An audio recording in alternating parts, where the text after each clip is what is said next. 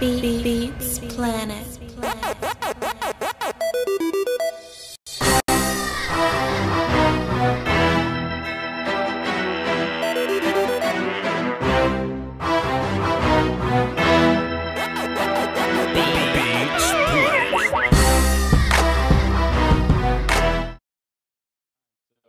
You can kind of jump between the two. So All I'm right, going to cool. mute you for a second. Okay. And you do your thing. Okay. Okay. So you ain't got to mute me no more because we live on my side. And we back. This is Voch Lombardi, and we simulcasting with Lieutenant Dan over at Unintentional Grounding. If you're a Falcons fan that happens to be listening to my show, you can stop listening to me and ruin my numbers and lower my ratings and go listen to Dan's Atlanta Falcons perspective. What we're gonna do today, and Dan, can your people hear me too?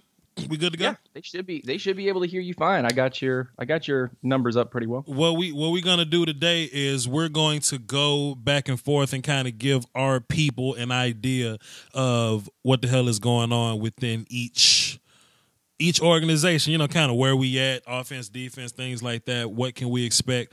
Because Dan told me a couple weeks ago, Dan told me that he's trying to get Vic Beasley up out the paint.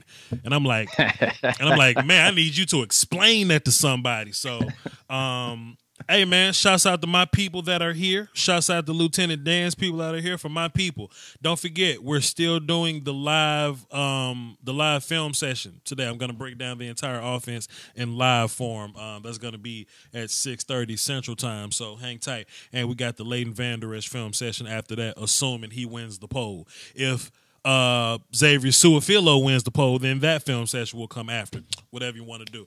All right, Dan, you got something you want to tell your people before we get started? And on my side, real quick, I'm doing a Jeffrey Simmons film session for you guys right after this one. So there's going to be another live video for you while we check out Jeffrey Simmons tape.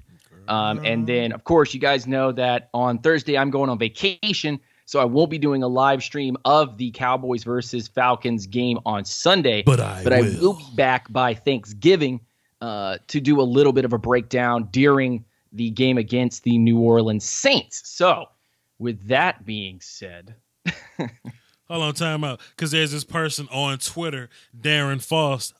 Couple months ago, I posted this tweet. I said, "Man, I don't want to hear any more Leighton Vander Esch in the first round talk no more."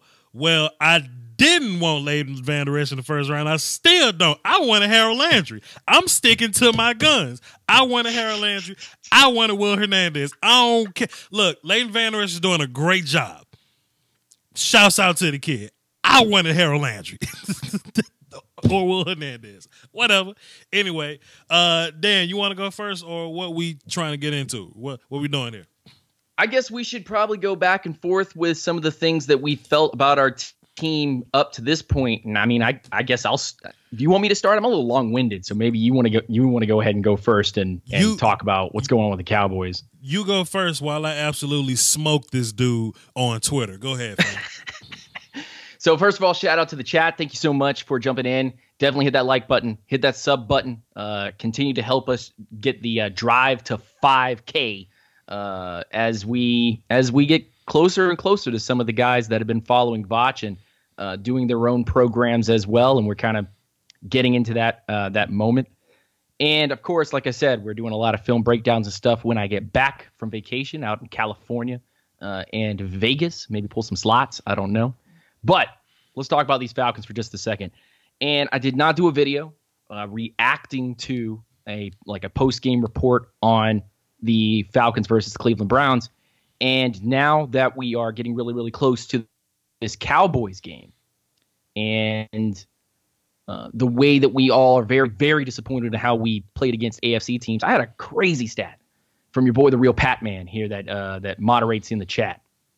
And he was talking about how the Falcons are like 16-4 after losing to an AFC team. The week after losing to an AFC team, if you play any NFC team, the Falcons are 16-4 against those teams. So I don't know what it is. Maybe just not being prepared against AFC teams and turning right around and playing NFC teams that they are much more prepared for, much more alive and willing to work against.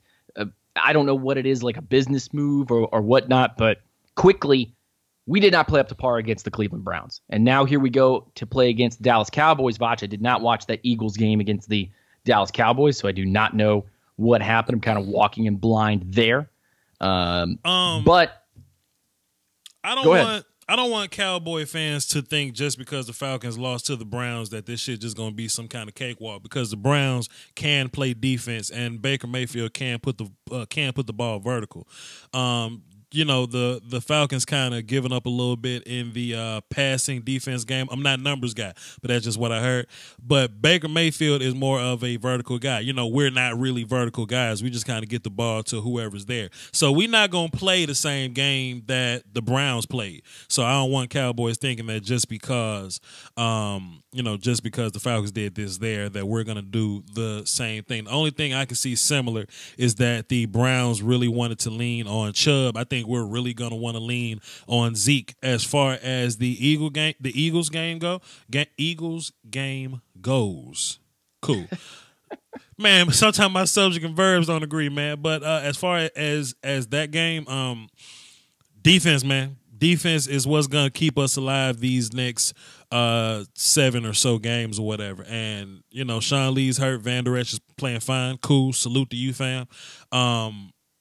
Offense has got to score points though. There's this number that I often bring up, that the Cowboys scored 24 points in every game that we've played this year. We'll be 7-1-1. I think that's the number. Yeah, we'll be 7-1-1, and that tie would be with the Seahawks, and that'll be overtime. So that could be anything. So man, I think our defense is good enough to where if we score 24 points, we in the damn game. So that's what we're gonna have to do versus the Falcons. Dan, I got one question. Does Adrian Claiborne still play for your team? Because if not, we good. No. Because if not, we good. Adrian Claiborne, but your boy Tat McKinley plays for the Falcons, and he is the leading sack artist. I think Grady Jarrett actually now just caught up to him. Yeah. So, if there's one thing, you've got Bruce Irvin, Vic Beasley, Tat McKinley, Grady Jarrett, Dedrick Sinat, all on that line. Everyone else is just kind of a backup depth support and has not really made an impact on this team. And the only thing that I can think of when we're talking about the Falcons and Cowboys, and if the Falcons can get a win against the Cowboys, and by the way, Falcons fans, do not take the Cowboys lightly. Just because they've been scoring just a little bit here and just a little bit there and getting by on a couple of games does not mean that we're going to come back in our house and suddenly become Superman again and beat up on these guys. That is nowhere near the facts. Facts and truth is that this game's going to be gritty. And I can tell you right now that this Falcons team is pissed off from the social media that they are putting out right now, from the Twitter and the Instagram and from everywhere else. You can tell the vibe right now with these Falcons is that they let the ball roll. They didn't pick it up, and it just got them in trouble. Now they got to come back to Atlanta and play much, much better than they have been previously playing for weeks now.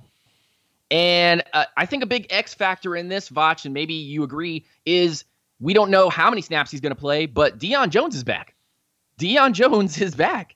So I don't know how many snaps he'll play, but that might be an X factor here with Dak being able to run and him throwing over the middle and, Zeke, us trying to penetrate in the back of the line and trying to bring him down.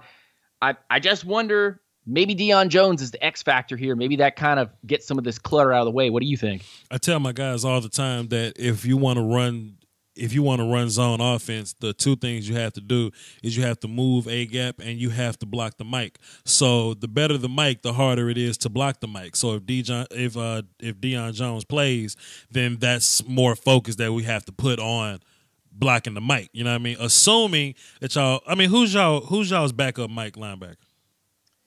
That's Ola Kuhn.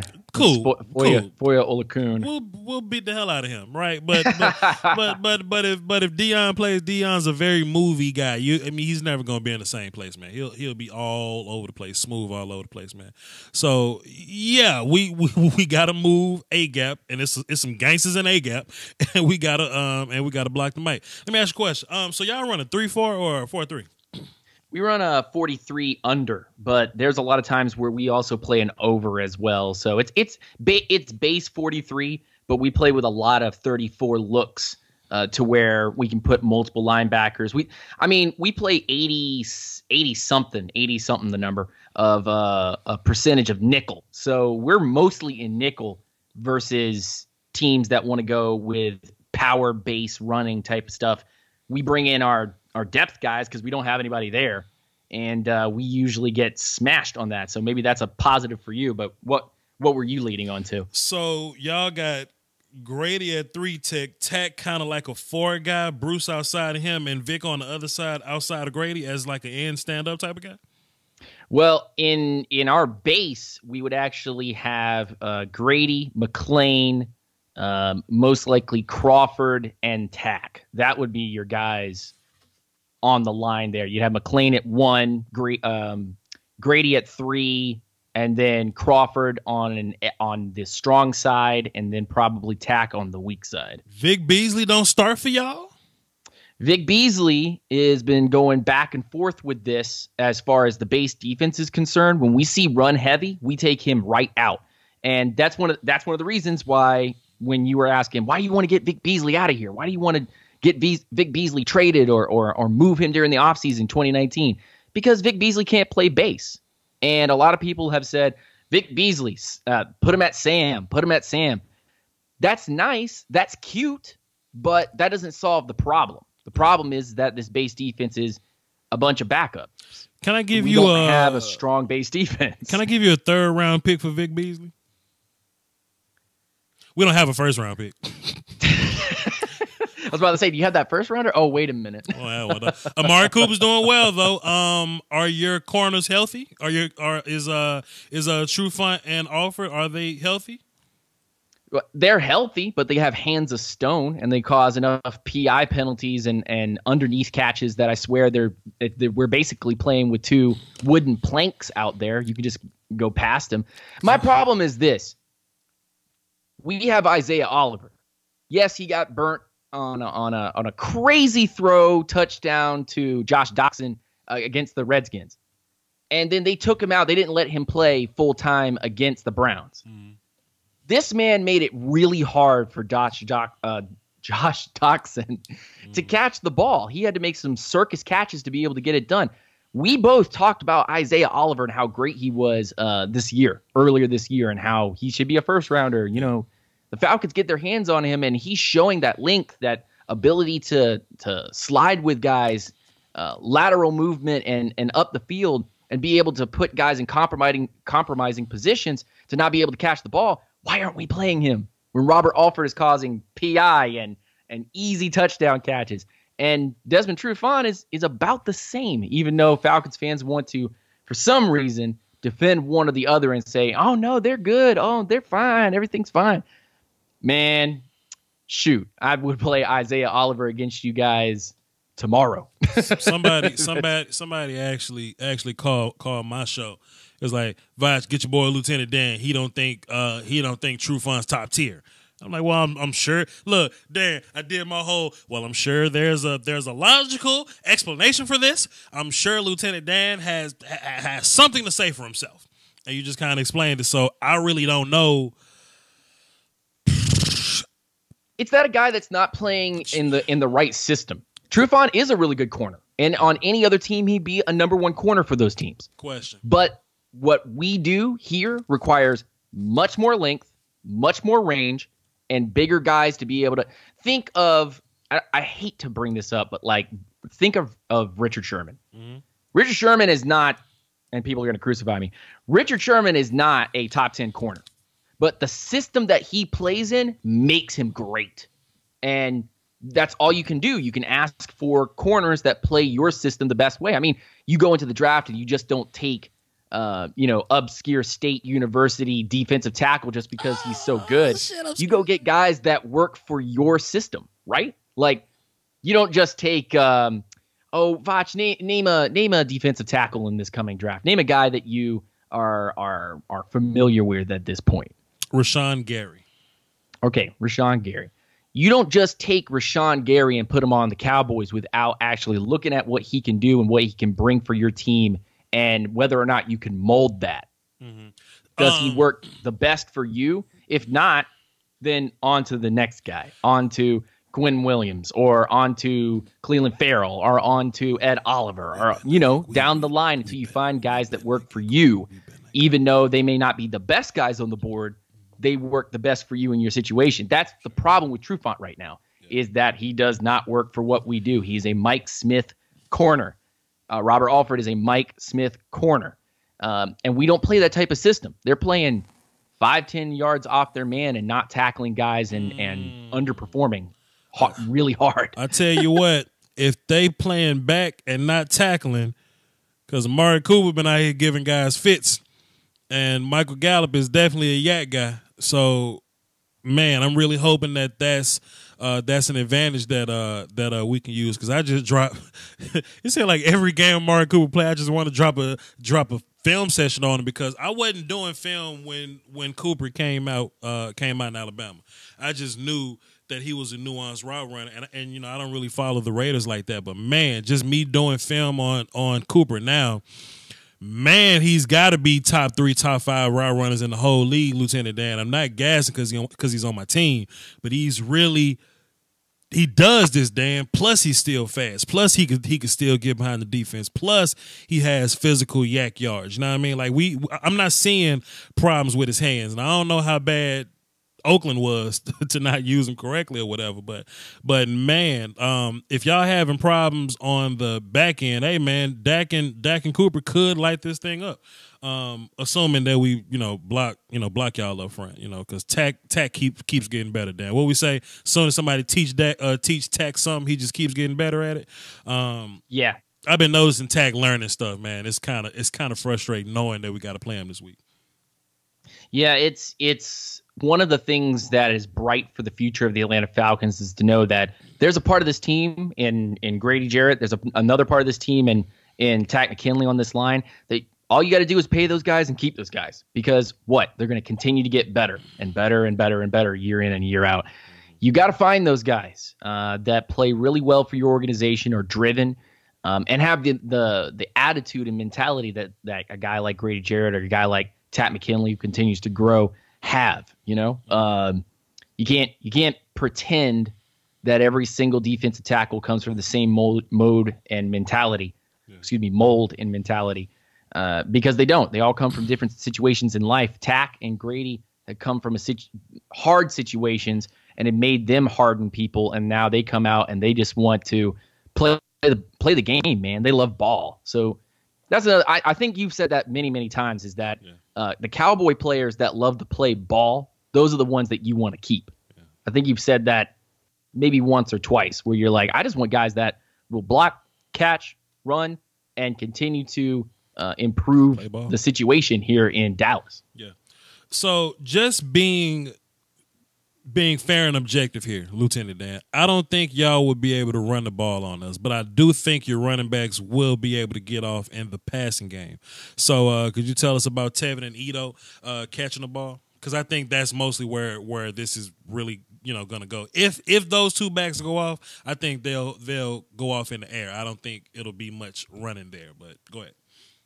I think that the inside-outside zone concepts that you run with Ito Smith and Tevin Coleman really do have to have a fullback, and we didn't have our fullback last week.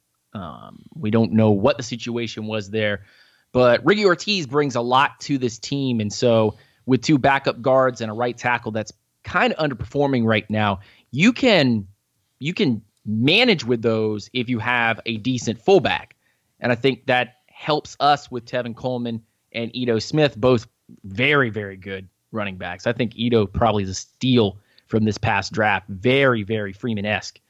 But yeah, I think if Matt Ryan has time he will find someone open. Hooper's emerged a little bit. Tevin Coleman, obviously on those right and left wheel routes into the end zone, very dangerous. Ito Smith with a couple of screens here or there. My X factor, though, even though we're talking about these running backs doing so well, is Calvin Ridley. Can Calvin Ridley get open? If he does, then you're going to put more zone coverage on him. You're going to put more guys in his vicinity, and that takes guys away from Tevin Coleman, Ito Smith, Julio Jones, Mohamed Sanu, and Austin Hooper. So that gives Matt time. My only problem with all of that being like, yeah, we could throw to the running backs and be effective. Yeah, we could throw to tight ends and wide receivers and be effective, is that we can't handle the blitz off the right-hand side. Yeah. Matt Ryan continues to get hurt from corners or linebackers blitzing off the edge of the strong side, and it's frustrating. It's getting frustrating to the point that I think the Falcons will be challenged by the Cowboys this coming Sunday with that same scenario over and over, because it's worked for every other team. It worked for Washington. It worked for Cleveland. It worked for the Giants. I mean, I can keep going back. It worked for Tampa, New Orleans. And honestly, I would see you guys probably do that. Honestly, that's exactly where we would blitz you from. If we do blitz somebody, we bring Jalen Smith, strong side. We run his big physical nasty ass down B gap, and we just let him fly. We just let him chase people. So if we do blitz, it'll be him. But I ain't really trying to blitz that much and leave y'all and just leave my guys one-on-one and man coverage like that. This is my thing, Dan. I think the Cowboys know how to deal with top-notch receivers, right? I'm not afraid of Julio. I ain't really too much worried about Calvin really neither. But I think Sanu, I think Hooper, and I think those running backs catching the ball out the backfield, I think those are the ones that's going to bang us upside the head, though, Lieutenant Dan, because we know how to we take guys out the game, man. Like, we just know how to do it with Odell. It didn't work well with Hopkins for whatever reason, but every other number one receiver, we just kind of take them out, man. So Hopkins is a freak. Hopkins different. Hopkins, he's nuke, man. Hopkins different, man. I mean, Julio could go off. Don't just say it. I'm not just saying like he won't, but I'm more afraid of what your complimentary guys will do, because there'll be so much focus on Julio. I don't know if we should be confident enough to take Byron Jones, who's been playing great this year. I don't know if we're confident enough to just take Byron Jones and say, all right, Byron, just go over there with Julio, and every way he goes. I don't think we're going to do that. I think Byron is going to be on the right side. I think Cheeto's going to be on the left. Whoever's going to be in slot, then Anthony Brown's going to play nickel with him. Heath is going to man the box a little bit. And we don't play a bunch of coverages. We play cover 1, 0 if we blitz, and we play 3. We don't do a whole bunch of too high looks. We've done it scenario-wise or whatever, but we don't really do it a whole bunch, man. So it's going to be a lot of, hey, man, it's gonna be a lot of my guy, your guy type of stuff. You know what I mean? So we'll see, man. We'll see. I don't want to really, put all my eggs in one basket with this prediction, because I don't do predictions, but this is the kind of show where we kind of got to do things like that. You sure Adrian Claiborne don't play for y'all no more to the day? If there's anything that Dak Prescott needs to be scared of, it is a Falcons secondary that has Deion Jones as a complement to take away things, and Takk McKinley coming off that edge. That's the biggest, scariest thing for Dak Prescott, because what the Falcons will do, because this is just what the Falcons do under Dan Quinn, will be, if you guys are going to play a lot of wide receivers out, then we will play a lot of nickel. And thus, Vic Beasley will most likely spy Dak. Takk, Grady, and some other defensive tackle will be coming after you. A linebacker will probably come after you. And we will have Alfred Trufant, KZ, who's emerged out of nowhere, and Niesman back there, and Poole. Yeah. So I'm scared of getting beat over the middle. It's always been my fear. It's always been a problem with the Falcons, and you guys have to do it in like Cooper. Cooper can just run right over the middle, catch a ball, take it for 15 or 20. And you I'm know scared what? of that. That's what we kind of want people I'm not to scared think. of Zeke. I'm scared of getting thrown on. And Dan, that's what you guys do best. And Dan, that's kind of how this thing should work. Like we want people to be worried about being thrown on so we can run better. That's kind of that's kind of the whole point here. Because when we were only Zeke, I mean Zeke was the only thing that we had to worry about.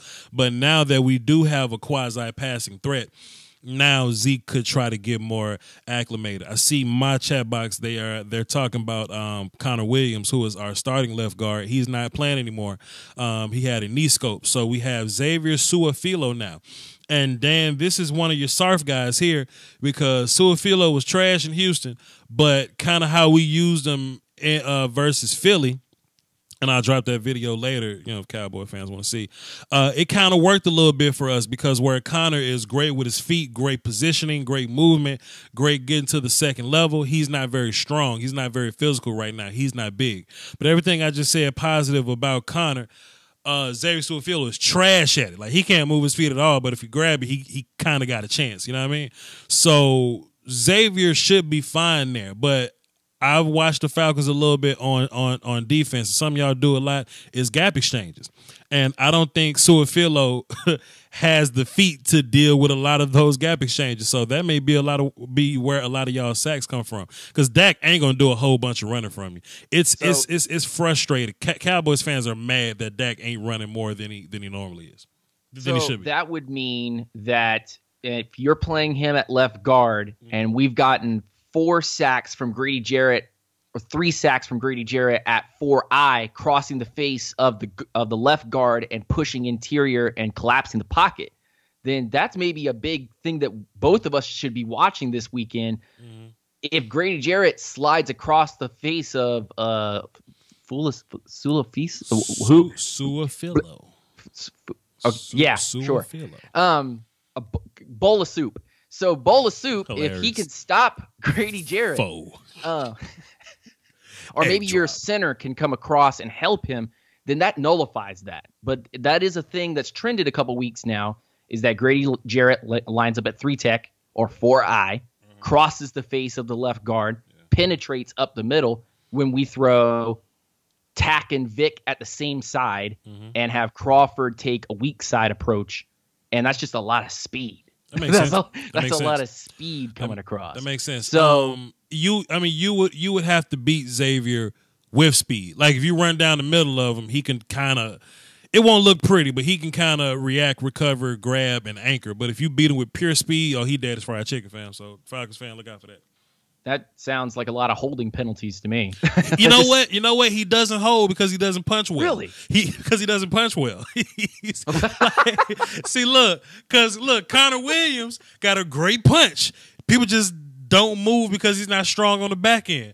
Xavier Su'a-Filo missed almost every time.